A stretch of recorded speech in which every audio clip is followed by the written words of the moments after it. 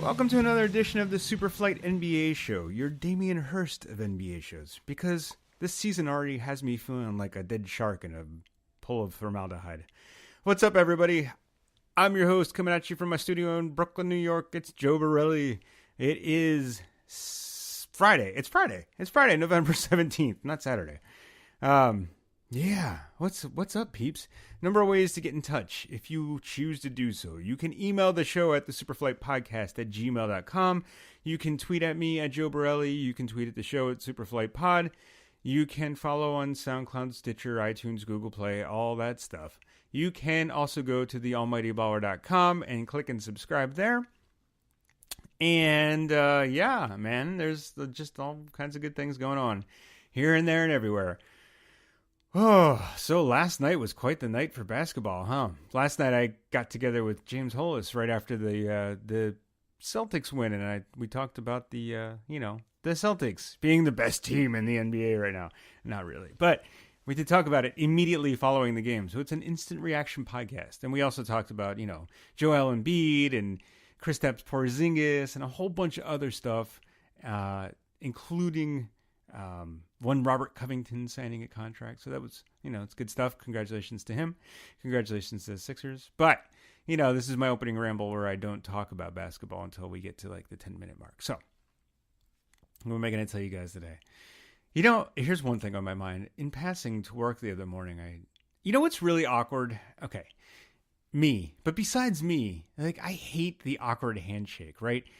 If you know somebody like a little bit, like you work with them on occasion, or you know them from other friends or whatever, and you see them in passing, you see them often enough that you recognize them and you're friendly. You're not friends, but you're friendly and you're acquaintances.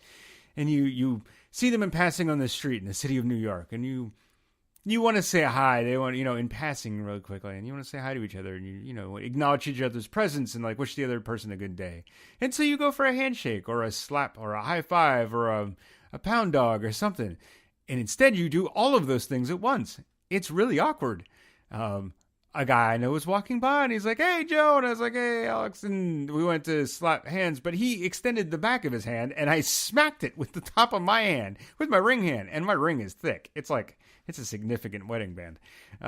Smacked the back of his hand, and then I felt really awkward because it was a loud smack, and there were other people on the street because I thought we were going to slap five, but no, he gave me the back of his hand. So I slapped his hand, and I felt really bad because I'm sure I hurt him.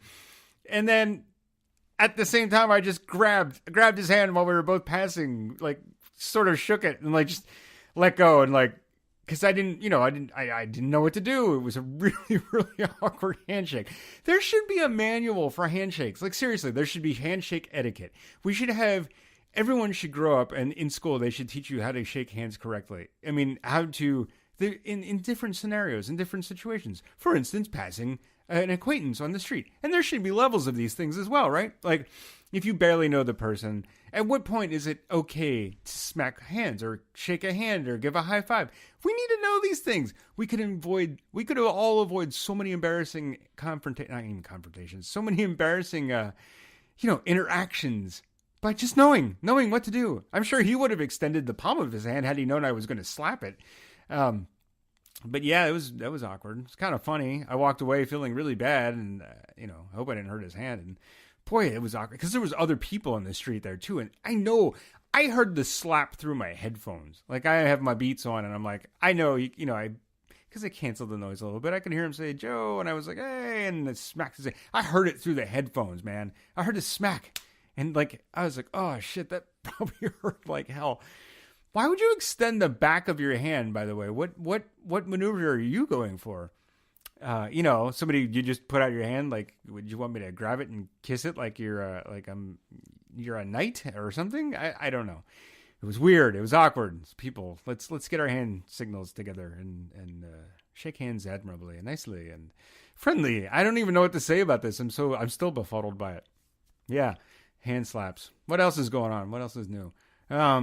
Yeah, I know it's been, I haven't put out another podcast this week. I guessed it again. If you guys want to go and listen to it, the Sandy Moyes podcast, the Brooklyn Revolution on Monday. So that kind of took up my day on Monday. And thanks again, Sandy, if you're listening, for having me on. It was a lot of fun. And I hope you didn't cut out too much of my my slander against one Timofey Mozgov. But hey, he deserves it. He's slanderable. He's not playing very well. So then, yeah, my week's been really busy, really lots of crazy things happening at work, and just, exhausted, staying up way too late trying to get things done and not having enough time to put into this show. So my apologies, everybody. I'm sorry. I'm really trying to get it together. Hopefully in the next few weeks, I'm going to have an announcement for you, and you'll maybe be able to catch me more regularly. But we'll see. We'll see. In the meantime, you can always enjoy the Superflight. But I have one more thing that I want to talk to you guys about.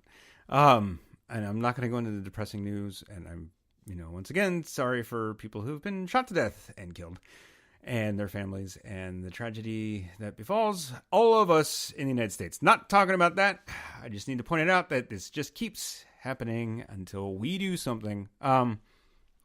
Speaking of saving things, I guess you would call me a pacifist, sort of. Am I pacifist? I don't like to hurt things. Honestly, I don't even kill flies. I don't like to kill like those, what do you call those things? The centipedes or millipedes or silver fish, whatever they are. Those things creep me the hell out. And I still don't even kill them. I feel bad. I love spiders. I mean, I don't want them on me, but I love them. I won't hurt them because they eat other bugs. But, every year around this time of year, somehow, some way, there are mice that get into our apartment through the stove, like the back of the stove. I've been trying to stop it. So what happened was, when we moved into our apartment years ago, they were just finishing the apartment. It was newly renovated. It was in this area that nobody else wanted to live, and we found this really beautiful apartment, although it's a hallway. We live in a hallway, that's right. I mean, we don't actually live in a hallway. It's just the apartment is set up as if it's one long hallway. It's a really nice apartment, but it's also just really long. They were still renovating when we were ready to move in, just about the time we were set. We had to move out of our other apartment, and we had to move in immediately to this one. And we gave them the dates. We're like, we'll take the apartment, but it has to be done. When we saw it, it wasn't quite finished. We're like, all right, it has to be finished. We can't move in. We have nowhere to go if this place isn't finished on time. So we're bugging them and still never hearing anything. And like, this is how New York goes. Finally, they're like, okay, you can move in. The apartment will be ready tomorrow. And we move in. And, they still had to come back and finish a few things, and it was dusty and messy, but whatever, it worked fine. They finished up whatever they had to finish up. But I tell you this, they did such a half-assed job when they were completing the apartment to begin with, that they took the shut-off valve behind the oven and put it inside the wall. And they barely blocked up this spot in the wall. So like our emergency turn-off valve is not on the outside of the wall. You could just move out your stove and turn off the gas if you needed to. It's inside the wall. So one time, the gas company came and had to shut off our gas. And they had to break the wall open. So behind our fridge, not our fridge, but our oven, there's a big gaping hole where there should be a wall. Well, immediately after they did this, because we have neighbors that have animals in the apartment, and often we have neighbors coming in and going out because we have high turnover rate here. I don't know why, but people don't always keep their apartments clean, and mice will get in wherever they can to try and find food. And every fall and winter, they get into our place somehow, some way. So like last year, I blocked up the wall with a grate so that we could still see the valve and we can get to it if we needed to. And it, taped everything up. We got one of those little mouse killer, like not killers. We got a mouse light with a siren in it that only mice can hear. And it worked for a really long time. Mice went away. Because listen, I don't want to kill the mice. I think it's horrible. I want to break up a family. I don't want to put a sticky trap out and have them. Can you imagine being murdered by a glue trap? Oh my God. That must be the most horrible freaking death in the world, or one of them. But rather than do that, we just blocked up the hole. Well, still, every once in a while, somehow a mouse gets into our apartment. And a couple weeks ago, I was sitting here doing the podcast, and a mouse literally ran over my foot. It freaked me the hell out, and I had to stop. I had to, go away. I actually left the room because I didn't want to scare the mouse so that he would try and go somewhere else, and then he couldn't come back out. I actually just left the room, turned off the lights, went into the room, went to bed. I was like, screw it, let him go back into his hole, and in the morning I'll deal with it. Next day we plugged up the wall again. It seems to have helped again, but I don't know. My point of this is that don't kill live animals. Don't kill things. Once in a while, you still hear them trying to gnaw at the fridge or at the stove. It's a little unnerving. It's a little weird. But it is the holiday season, and I hope the mice live. I hope they flourish and do well. I just don't want them living with me.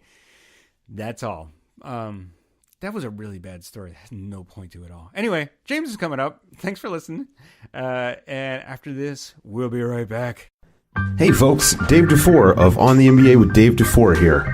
I'd like to talk to you about my friends over at Harry's, my go-to razor for a smooth, close, and comfortable shave. Almighty Baller Radio is the go-to network for NBA podcasts, but if you visit harrys.com/ballers, you'll get a free trial set from Harry's and find out why over 3 million guys have switched to Harry's. Harry's is all about a great shave at a fair price. With top quality blades made in a German factory with over 100 years of blade making experience, you get a close, clean shave every time, 100% guaranteed, and at half the price of the leading 5-blade razor. So go to harrys.com/ballers, BALLERS today. You'll get the free trial kit that has become my personal go-to every morning. A weighted, ergonomic razor handle, 5 precision-engineered blades with a lubricating strip and trimmer blade, a rich, lathering shave gel, and a travel blade cover. A $13 value, this is all yours for free when you sign up, just by covering the cost of shipping. You're supporting the network here at Almighty Baller, but you're also making a great decision for yourself. The decision to find out how Harry's has fixed shaving for the ordinary guy. Check out that URL, harrys.com/ballers. One more time, that's harrys.com/ballers to receive a free trial shave set for just the cost of shipping.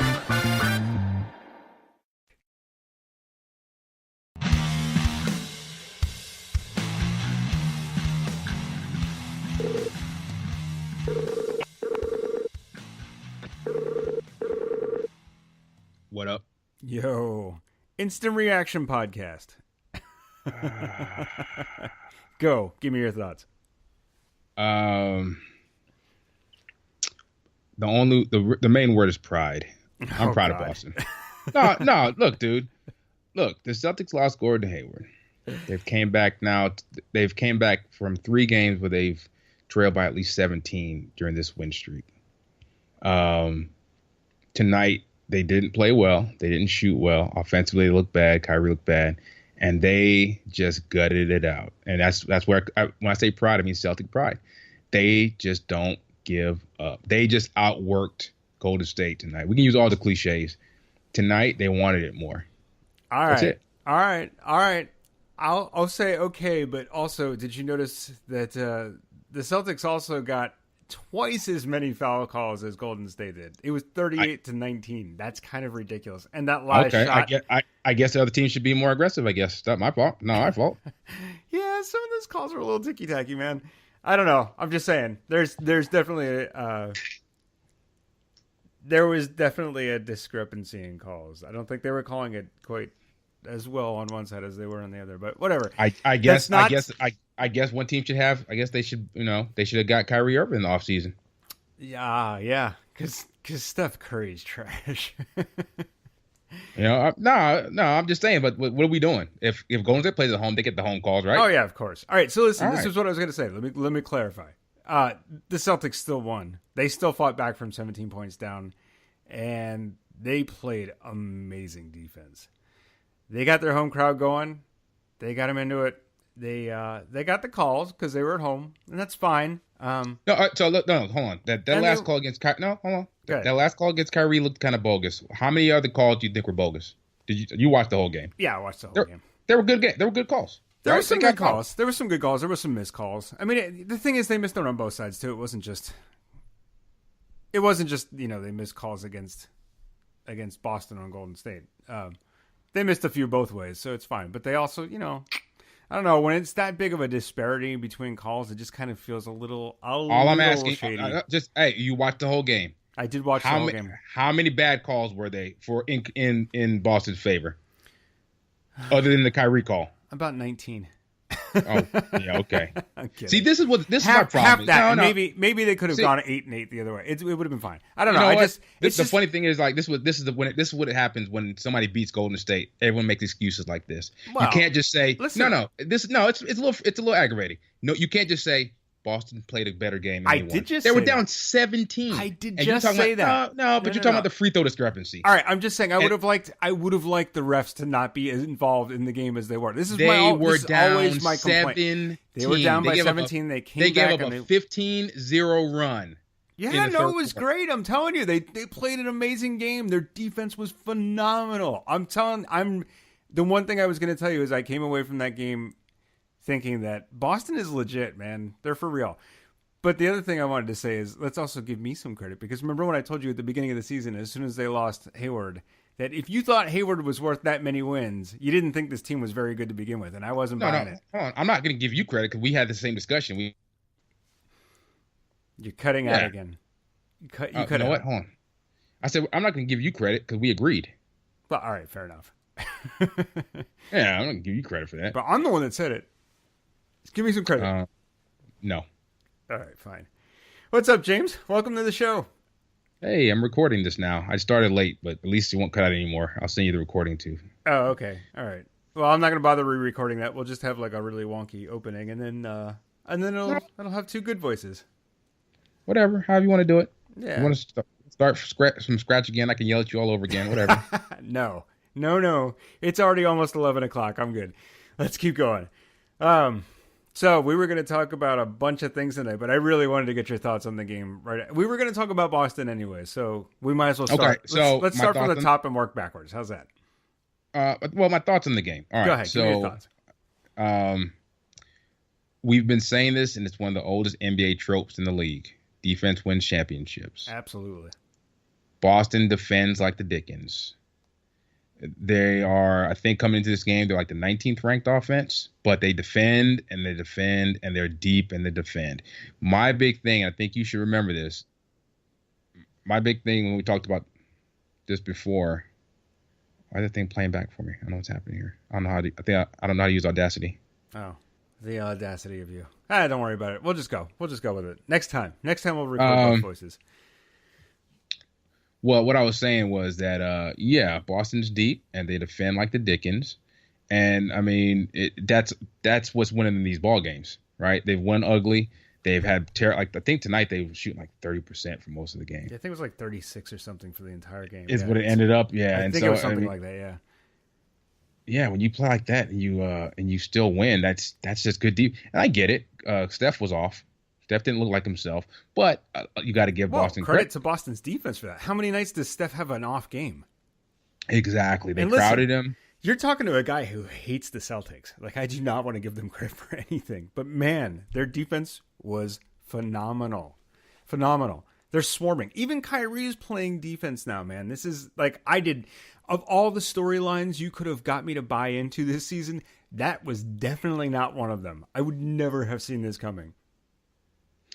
I guess the reason I'm kind of I'm full of myself is because when Gordon Hayward went down, people were saying, like, we talked about before, this team might be the sixth seed. They might win 40 games now, and like people, I've been all over it. You know what I'm saying? I said, hey, they're long, they're deep, they're not going to be bad like people think they're going to be, and you said the same thing. Yeah. You know what I mean? So, well, you're the thing we talked about even before the season started. You had a really great point, and I'll compare these two things together. You had a really good point about the lineup that they've built, that Danny Ainge has built through the draft, which, God, I hate giving him credit, because all of a sudden we have to give Danny Ainge credit for being able to draft now when it was not the case earlier. Like, everything has changed around for this team this year, but I digress.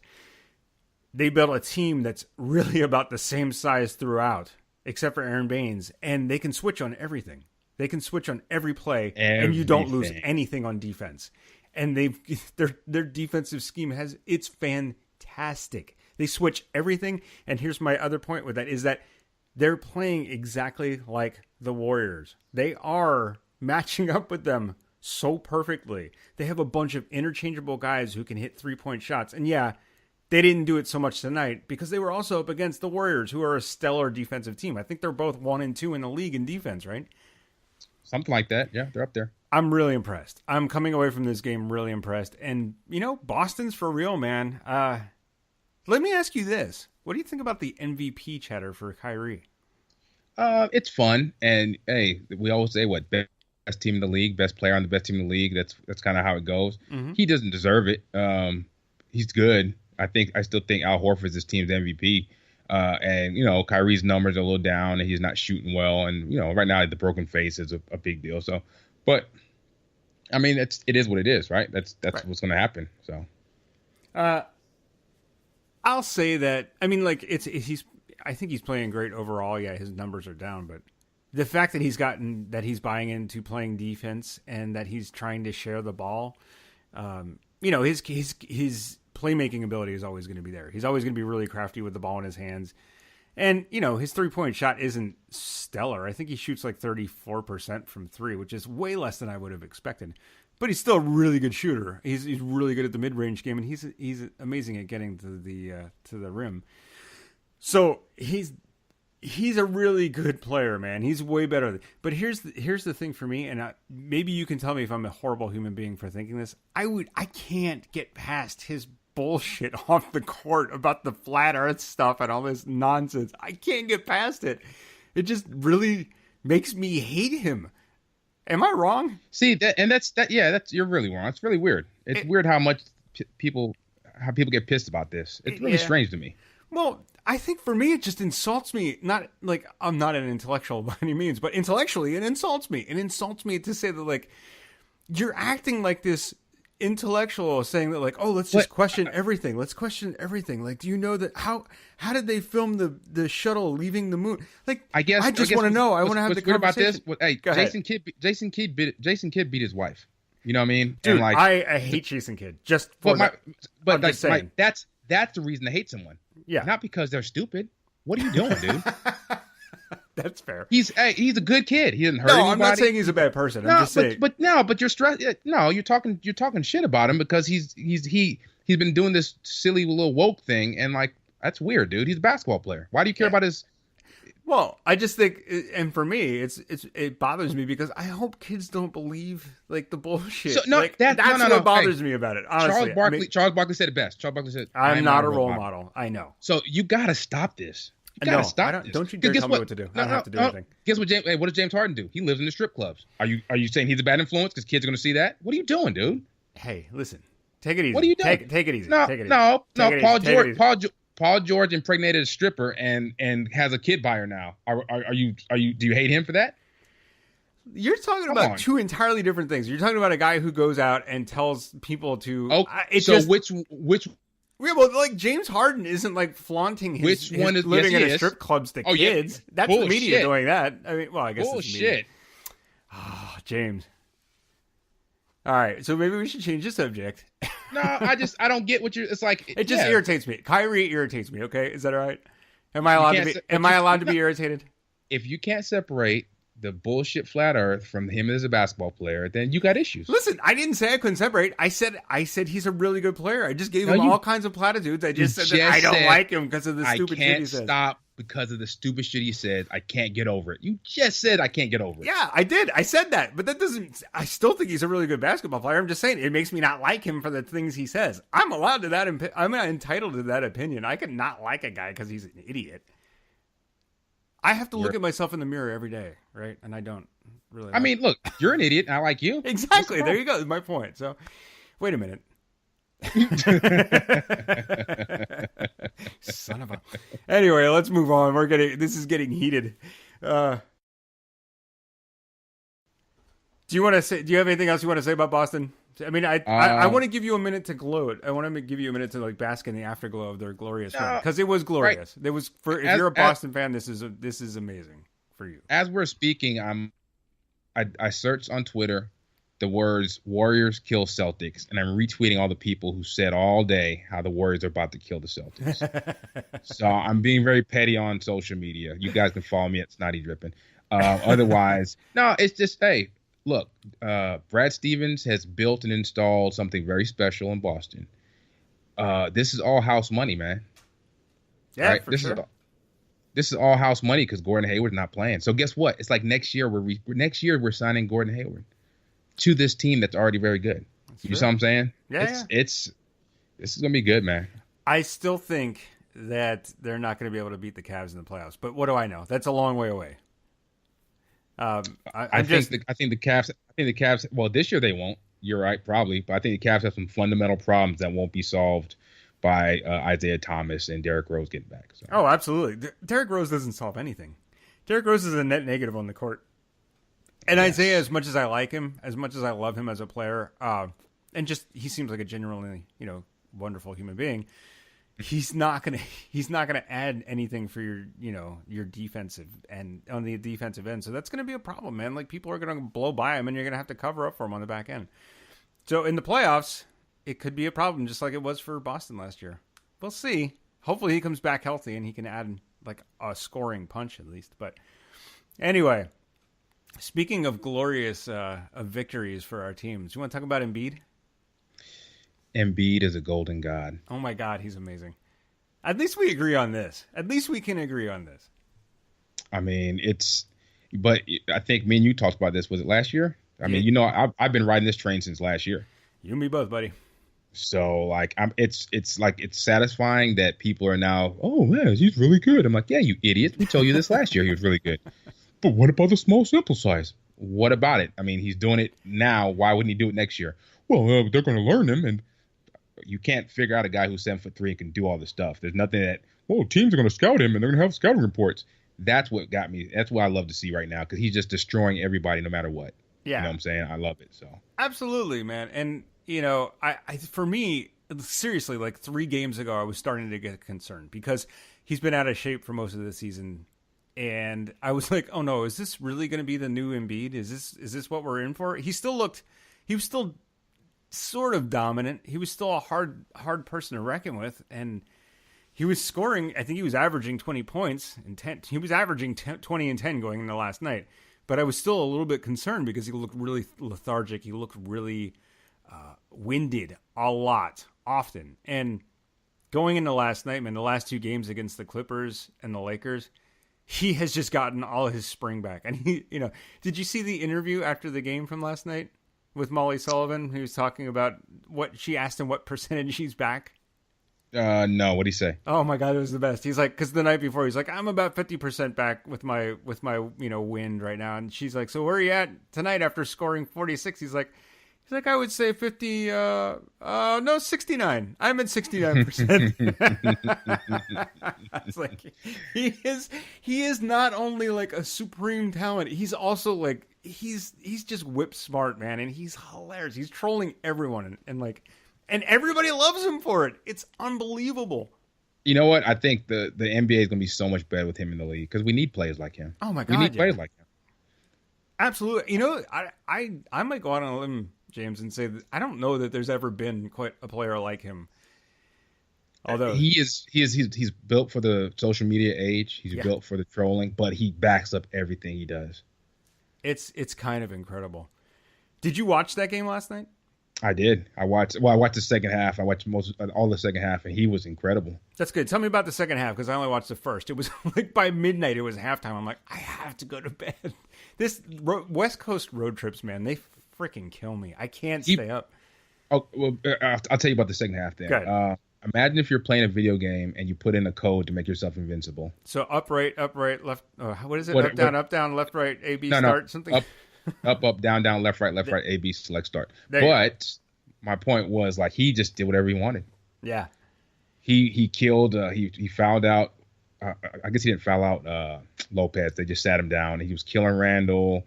I mean, and the frustration was just palpable. Kuz, they benched Ball in the fourth. They kept him in the game because, everything I said about Lonzo Ball is coming to fruition, sadly. We'll get to that. Yep. So yeah, it was, and even though it was a good game back and forth, I never felt that Philly was gonna lose because Embiid could score anytime he wanted to. Yeah, he's incredible, man. He makes just shots that just shouldn't go in. But he has the advantage of height, right? So like he can flip a shot up down on the post where you think it's not going to make it, but his hand is already way higher than anybody else on the court, so there's a good chance it's going in. But his body control is unbelievable. Did you see that Euro step? I That keep second seeing. Euro step. Good God, man! Oh my God. He's 7'2" and he's Euro stepping around guys like they're not even there. It is incredible. I know I'm gushing, but like, No, you deserve it. He is awesome. He's incredible. yeah, I know I fell asleep last night and it was a close game, and I'm like, you're right. I didn't really think the game was in too much jeopardy. I thought, well, the Lakers are actually way more improved this year than they were last year, and I think a lot of that has to do with Kyle Kuzma. This is incredible. Yeah. They've come around a long way, and so I was a little bit worried, but I fell asleep feeling like the Sixers weren't going to give it up. Although I felt the same way about the Kings, and they blew that one. But I wake up this morning and like I turn on the highlights, and as a Sixers fan, all I can do is just like I had a grin on my face from ear to ear, and I was like, this is freaking amazing. Let's not even like besides Joel Embiid, besides Robert Covington getting his great, his really good contract for the Sixers, anyways, which we'll talk about in a little bit, and the team just playing lights out. Ben Simmons almost had another triple-double last night, and he's been the talk of the town for the first 3 weeks, and we just in the last two games, everyone has completely forgotten about Ben Simmons because Joel Embiid is that freaking good. His defense, dude, is just when he's on the court, and this like it holds true even again last night. When he's off the court, they're an average team. When he's on the court, everything changes. He has that much of an impact on this team, and it's really unbelievable. What are your thoughts? My thoughts on Simmons is that even though we try to compare him to like Lamar Odom and LeBron James, but we've never seen anything quite like him. And like you pair him with a guy like Joel Embiid, and you got shooters around him like Covington and JJ Redick, and this team this year can be very dangerous. Yeah, I keep thinking about like if they make it to the playoffs, who's going to want to play them? They have this unique size. Like I just keep thinking about the Lakers from how many years ago was it? 2011, 2010, 2009, something like that. Mm-hmm. They were just so big and so long, like nobody could beat them because they were just huge. I feel like the same way about the Sixers this year. You've got Ben Simmons at your point guard who's 6'10", 6'11". Joel Embiid is 7'3", 7'2", and like everybody on that team. Robert Covington is 6'10", maybe 6'9".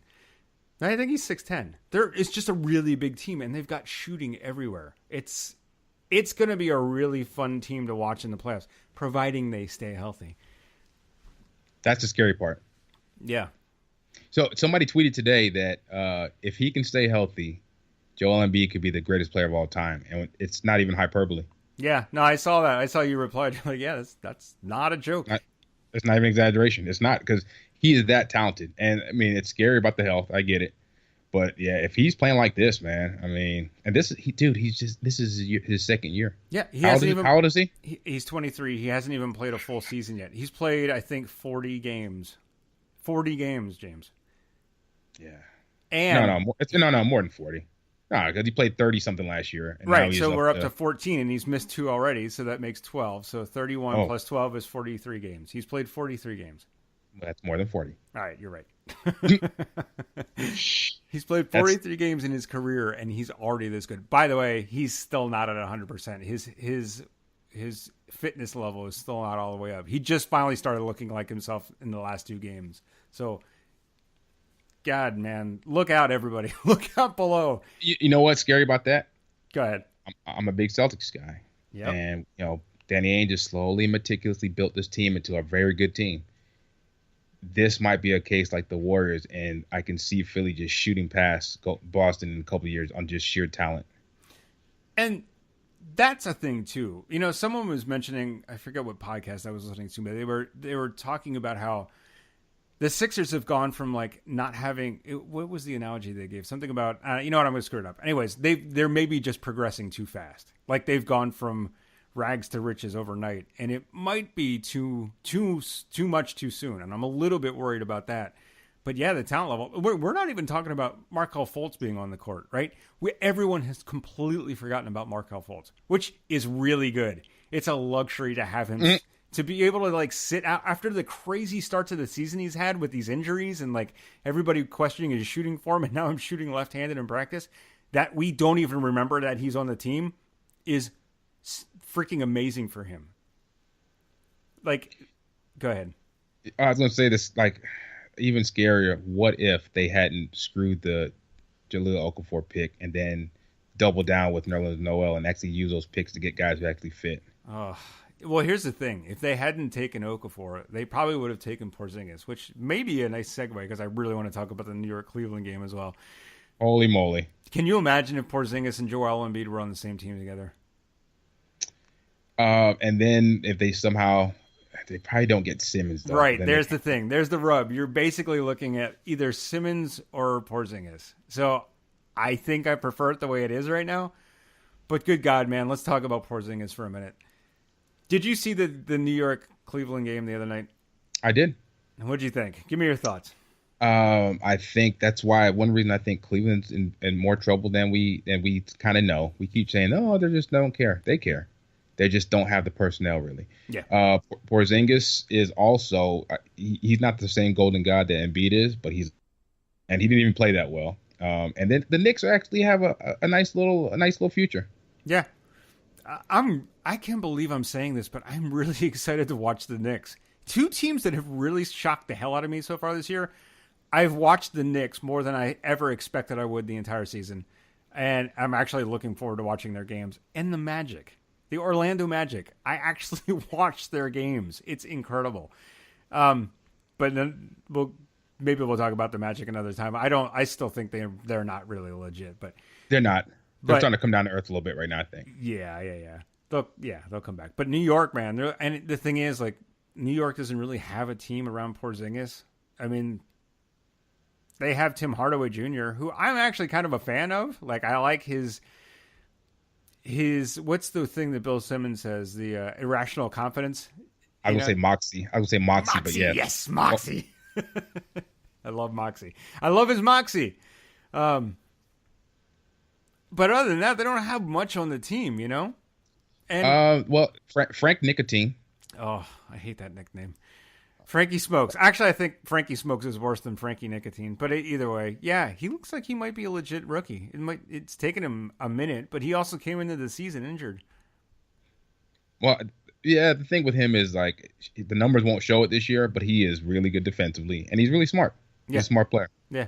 Did you see I really want to credit these guys. New York Film Room, I think it is. Breaking down Frank Ntilikina's defensive prowess. He's really good, and they're really good too. So full credit to them, man. They really break that stuff down well. I highly recommend everyone go check them out on Twitter. It's New York Film Room. Is that what it is? Something like that. Probably. Like yeah, search them. You'll find them. But yeah, they were breaking down some of his defensive stops. It wasn't against Cleveland. The one I was watching, I forget what game it was that he helped them win the game. It was against. It doesn't matter. But anyway, yeah. But he's good. He looks like he's going to be a legit rookie, man. And like this rookie class has been freaking stellar. We didn't even talk about Jason Tatum, with the exception of Lonzo. I wasn't going to do it. I've been called a hater lately, and you know what? This is the thing, and this is just human nature. Maybe I got to work on this. I like being right. Right. So look. I said the whole time. I've said the whole time the Lonzo Ball said, look, I don't think he's gonna be a bad player. I just don't see the thing. And while I was saying this back in March and April, people were calling me an idiot and saying I was hating and blah blah. So now he's actually doing it. I'm a hater because I'm bringing it back up and saying, I told you guys. Yeah. I just don't see it. And they're saying, oh, you're being rash judgment, blah blah blah. I said, I'm just saying I don't see it. I said, if he does it, cool. He'll prove it to me. I don't see it. And and now the funny thing now is when they, there's actually a USA Today site, Lonzo Wire. Mm-hmm. And, there's been articles written about he's generational. He's going to be a superstar, face of the Lakers, blah, blah, blah. Now it's, why is everybody talking about Lonzo? Just give the guy some time. Yeah. Which one is it? You can have it both ways. I know. Yeah. Well, this is the Lonzo effect. Yeah. Listen, I felt sort of similarly. I was like, the one thing he has that I thought would definitely translate is his court vision and his passing ability.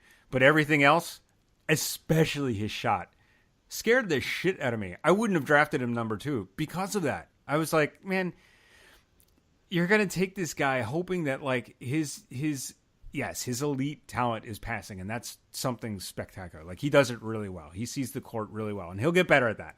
And he'll be good. I still think he'll be good. I don't think he's going to be great. Because if you were watching that game against the Sixers last night, man, he missed some like wide open shots at the rim. There was one particularly, I was like, oh, that must have been blocked. No, he just missed the rim by like 2 feet on a layup. Like, he's got to be in his own head right now is the only thing I can think. But boy, it's going to be tough to overcome. I do like that all the people that were so in love with Lonzo kind of have to, temper themselves now. That fills me with a little bit of glee. But I'm kind of a jerk that way too. So yeah, I mean, it's not even being a jerk, and I mean, I like being right, but then I feel bad for the kid because he looks like he's struggling out there, man. He really is. And like some of the Lakers writers are now saying, maybe it's a good time to sit him down. It really is. They couldn't have him on the court last night in the fourth quarter, because he can't shoot. He's not going to give you he's decent on defense, but he can't give you anything on offense. He had 2 points the entire game. I mean, and he went scoreless against Portland. He's had some bad games, man. I don't know. I don't know what's going to change. Is he going to get like a plyometrics coach and work on his athleticism and I don't know, get a little more burst? I don't know what's going to change. Yeah. I don't know. I feel. Yeah, of course. You feel bad for him. Like, nobody. I don't root for anybody to fail, man. Unless, like we were saying, like Jason Kidd, you beat your wife and you're a horrible human being. Then I want you to fail. But like all these kids coming into the NBA, I root for all of them, even if they're on teams that I hate, right? And I don't hate any team. I love the NBA. Besides the Celtics and the Lakers. But yeah. But like Jason Tatum, I wanted to hate him because he's on the Celtics, but that kid is good, man. Like, I'm super happy for him that he's succeeding. He also seems like a really humble, like, smart kid. All of these guys coming in, especially our guy Donovan Mitchell. Oof. Oh man. But this is a conversation for another day. He's not shooting that great right now, but he's got some super serious potential. Getting back to New York. Let me ask you this. Do you think there's any way that Porzingis doesn't make the All-Star team this year? No. Right. No. What would it would have to be like injury, right? He'd have to get injured right now and not play for the rest of the year. Yeah. And knock on wood, let's it's not hope happen. that doesn't happen, right? Yeah, it's not gonna happen. New York and the NBA is so much more fun when that guy is in the league, when he's playing. He's a revelation, really. Him and Embiid and Giannis and Karl Anthony Towns, to I think a lesser extent for me, but those guys are all just like, was it you that tweeted this out the other day that, these are some of the youngest players in the league, Ben Simmons and Kuzma, and the league is in a really good spot right now. It's in great shape. I retweeted that because it's true, though. I mean, there's so much young talent. It's funny how every generation thinks their generation is the best, right? But, I mean, me and you're a little older. We've seen many generations. I don't know if I've ever seen this much talent at one time in the league. It's incredible. I'm so happy about it. Obviously, as a basketball fan, everyone should be. Let me ask you this. If the Knicks keep playing like this, if they keep winning, and Porzingis keeps putting up, what is he, averaging 29 points a game? Something like 30 and almost 10 probably. Yeah. I think he slacked off a little bit now, but yeah, he's up there. What are his chances of winning MVP? Do you have him in the MVP race right now? The numbers are there, but they're not going to win enough. But I mean, he's playing, and that's the thing, right? He's playing like an MVP caliber player. The team's just not good. The team's just not good enough around him. Right. He just doesn't have the supporting cast that somebody like, well, for starters, James Harden, who's putting up incredible numbers again. Go ahead. I'll say this, though. I mean, Russ kind of broke the mold, right? Russ, fifth seed, and he won MVP. So, I mean, true. Who knows? I mean, who knows, right? Let's say that Porzingis slips into the playoffs, which is definitely a possibility in the East. Yeah. So, this year he's averaging 28.9 points, 7 rebounds. He's not a passer. Who cares? A couple blocks, and he's shooting 40% from 3 on 5 attempts a night. He should probably be shooting 8 or 9 threes a night. He really should. His stroke looks so good from out there. It's like effortless because he's so big, man. It's like he's shooting from 20 feet away, or 15 feet away rather. It's amazing to watch him play. It fills me with so much joy. But besides that, it's funny how like what were you gonna say? I want to say that just I've said it on Twitter. I want to say it out loud. I was completely wrong about the Knicks so far. This off season, I thought, hey, the Knicks are going to nick. They're going to be bad. They gave Tim Hardaway too much money. Porzingis is okay because last year he's good. He averaged 17, 18, so he's good. I don't know if he's going to be great. His development's been stunted. I don't like the Frankie Nicotine pick, and I was wrong about everything. Hey, that takes a big man to admit when you're wrong. Good job. Everything. They're fun to watch. Porzingis is a foundational, like almost going to be a superstar. He is. I think we can call him a superstar right now. We're talking about him for MVP. He's a superstar. Well, he's knocking on the door anyway. Yes. Superstar for me, like you're up there and you do it for like. They're not saying he's not going to keep doing it, but that's part of being a superstar. Is like you do it year in and year out. Sustained success. I get that. That's fair. No, you're right, dude. You and me both. You, me, and everyone else who watches basketball thought the Knicks were going to be awful this year. But it's amazing the leap they've taken without Phil Jackson and Carmelo Anthony there. And I would say that I feel bad from Melo because he was put in a horrible situation. But A, he did it to himself. B, he's not that much fun to play with, clearly. I mean, he's doing sort of the same thing in OKC right now. And without him, without the triangle, that offense has opened up so much, and their defense is way better. They're fun to watch. They're getting out and running, which is something that Melo's not built for, and he's also not built for the age of this team. So it's a good thing that he left. The Knicks are way more fun to watch. They're way more enjoyable right now. Once he's gone and the expectations lift, and the whole saga with Phil Jackson just left an ugly cloud over the team. So he needed a fresh start, and. So I feel bad because people are using this to like paint Melo as, oh, look, he's gone. Now they're fun to watch and they're better. Well, yeah, but there is some part of that is true. You know what I mean? It's like you can be right on both things. Yeah, it wasn't necessarily his fault that they sucked, but they're also better now that he's not here. Yeah, I know. It's true. And you know what? And then OKC struggling a little bit. It kind of sucks. Yeah. I think I have faith that OKC will figure it out somewhat. I'm not a huge believer in the coach. My God, what's his name? Billy Donovan. Thank you, Billy Donovan. It was right on the tip of my tongue. I had to do this at least once, I was doing really good with names tonight. But yeah, I'm not a big believer in Billy Donovan. I think he got way too much credit for that 3-1 lead that they had a couple of years ago over Golden State. And they were playing really well. But since that time, man, they haven't done much. Well, let me ask you this, though.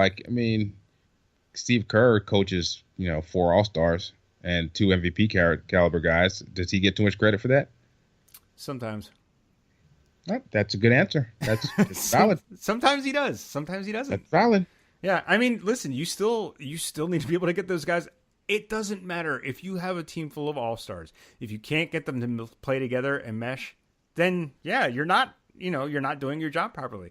Billy Donovan has 3 All-Stars on his team right now, and they're not playing as a unit yet. I mean, give them time. They're still just, 14 games into playing together, so give them a minute. But I don't know, man, by, mid-season, if they're underperforming still, you have to start to question, is this really the coach we want to move forward with? And I think they're almost stuck. Right. I don't think you can just because who are they going to hire right now? Yeah, exactly. And that's the thing. They're definitely stuck for this year. You can't get rid of him now. That would destroy everything. So you get rid of him. Chris Paul's walking up. Not Chris Paul, sorry. Paul George is walking out the door in the offseason because they're going to be in disarray. And then you're stuck with Melo and Westbrook, which isn't the worst thing in the world. But still, I think that Paul George is a way better piece than Melo is. Melo's he's on the back end of his career, and Paul George has a lot of miles left on him. You definitely want him to stay. So you're in a no-win situation. You can't switch up coaches now. You're absolutely right. And I didn't even want to talk about Oklahoma City Thunder. I don't even know how we got on this. But let me ask you about Robert Covington, who's been shooting lights out. And I know we had this conversation a couple weeks ago about who's better, Covington or Wiggins. And we could revisit it if you want. But we can because I have to acquiesce because at the time I thought it was ridiculous, and it looks a lot less ridiculous right now.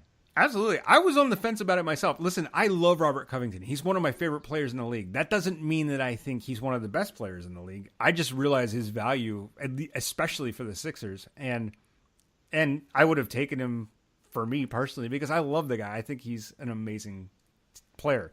For his defense, I would have taken him, like right now, I would take him over Wiggins. But man, he's proving this year that he is just really good. He's still a lockdown defender, and he can shoot the hell out of the ball. I think he's dipped a little bit now. I think he's only shooting 49% from three. Mm-hmm. It's probably still up around 50, I think. So other than that, he was pretty good. It's pretty crazy. But anyway, they got him for a 4-year, $62 million contract. They get to pay him. They get to renegotiate as soon as, I think, tomorrow. And they're going to pay him $15 million this year, which is what's 17. Oh, 17? Okay. I think it was 17. So altogether, it's what? It's like 5 years, 62, and then it's 4 years, 45, right? Because they're renegotiating this year. Right, which is huge because that leaves you amazing. room. That leaves you a lot of cap room to go after other guys in the offseason. Incredible. That and congratulations to the Sixers for working that out. That the front office should get all the credit in the world for this. That's not only are you keeping one of your foundational pieces, a guy who is definitely going to be huge for you moving forward, but you got him at a price where you can bring other guys in. That's a huge boon for the franchise. I hate to give Brian Colangelo credit for anything because he's pissed me off with a couple of his things he said, but good job, Brian Colangelo, man. I mean, it's a good job, obviously, but again, I look at the way they treating Ja. I don't like it. Oh, no, I'm absolutely with you on those. I was furious when they traded Nerlens. By the way, they had two guys on the roster that they could have made a choice between. Nerlens Noel and Jahlil Okafor, and they chose the wrong guy. And now the other guy is just sitting there suffering for it. And, like, they're treating him like, God, I don't even know, like the redheaded stepchild. It's funny because Colangelo was brought in because of his people skills, right? Yeah. Yep. And he's basically, the way they treated, the injury with Fultz, the way they treated Nerlens, the way they treated Ja, it's not really working out. No, and it's the exact same thing I said since the moment he was hired. From the first time I heard him talk on the Sixers Beat podcast with Derek Bodner, his ego was just so in the way. In that interview, he threw Chris Bosh under the bus for not being a superstar player in Toronto. And I'm like, are you kidding me? This is the guy we have to deal with now? His ego is so in his way. He's a smart guy. He's able to think and work deals like this. But as far as being a player's GM and a GM that's so revered around the league that it's, good with all these guys.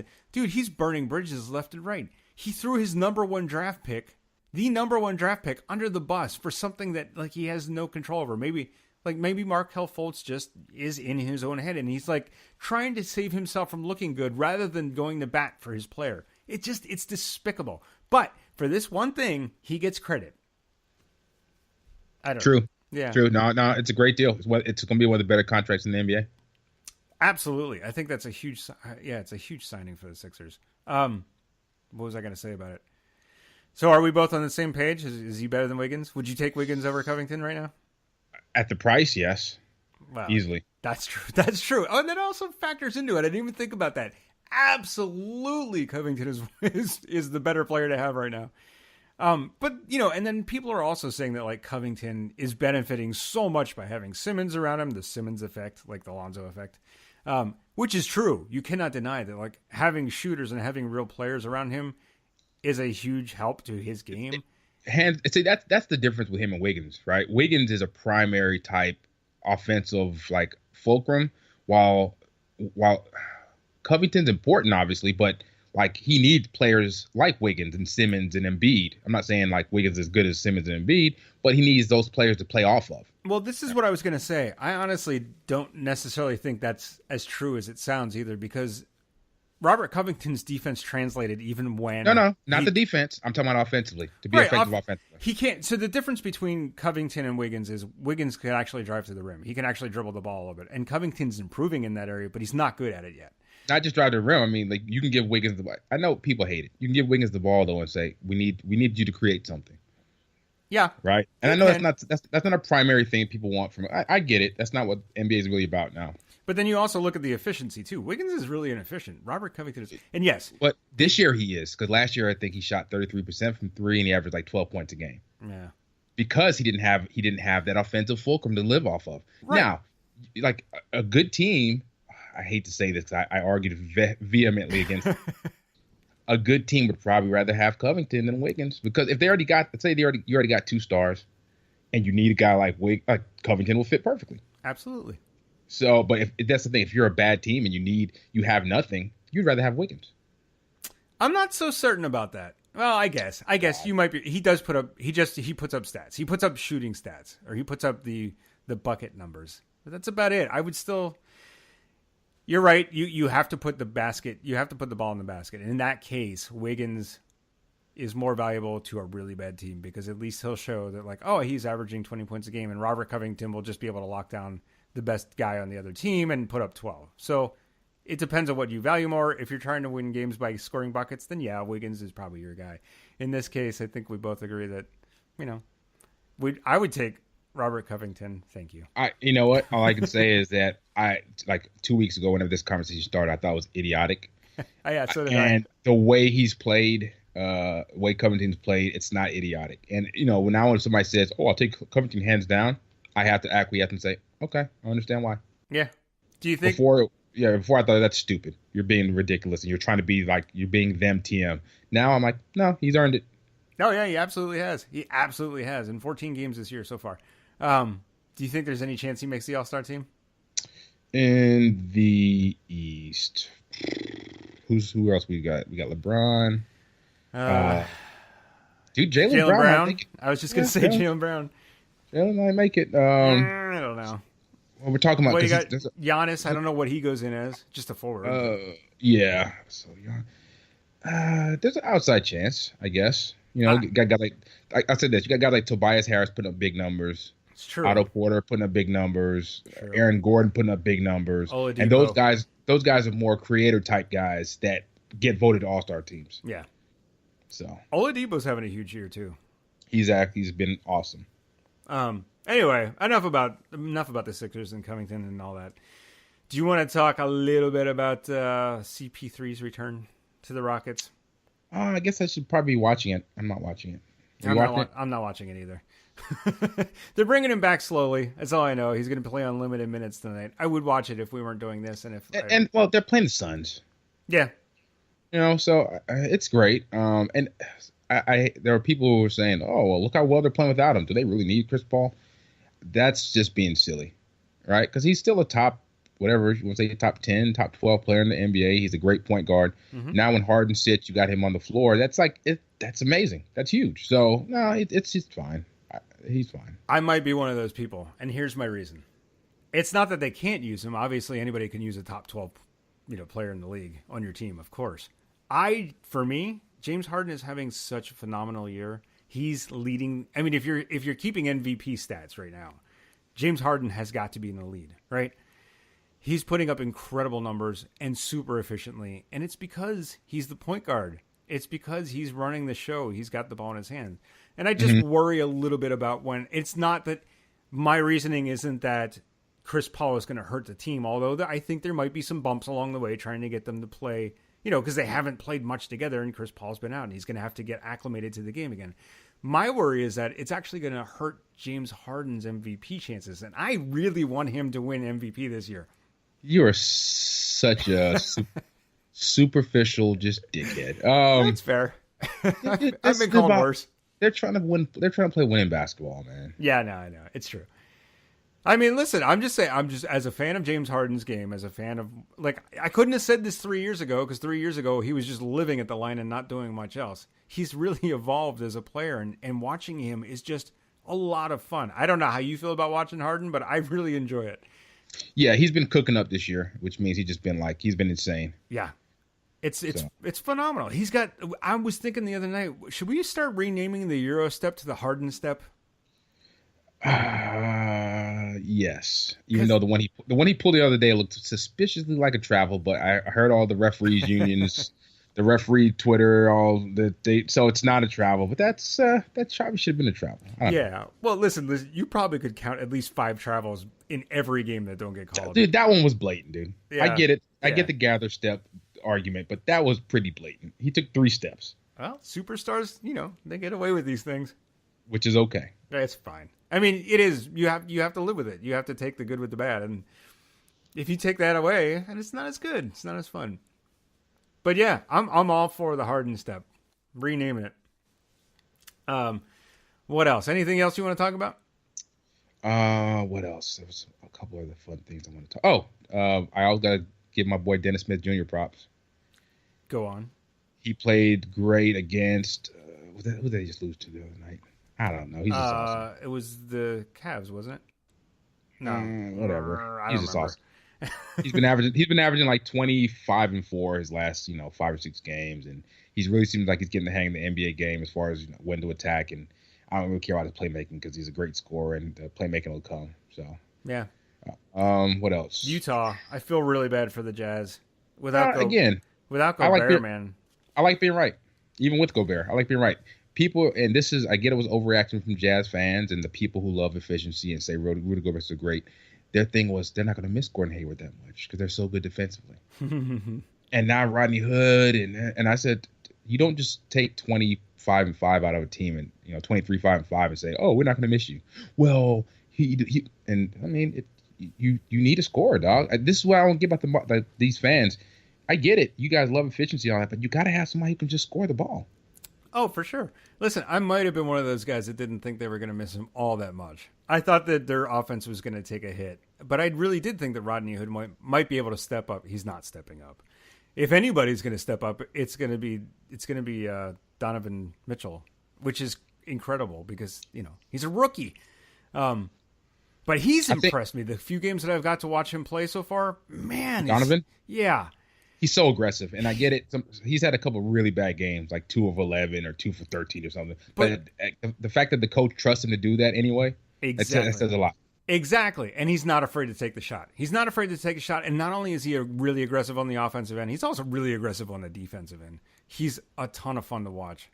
So kudos to him, man. I love him, man. Yeah, at least I think their future is bright with him. Go on. Let me ask you this.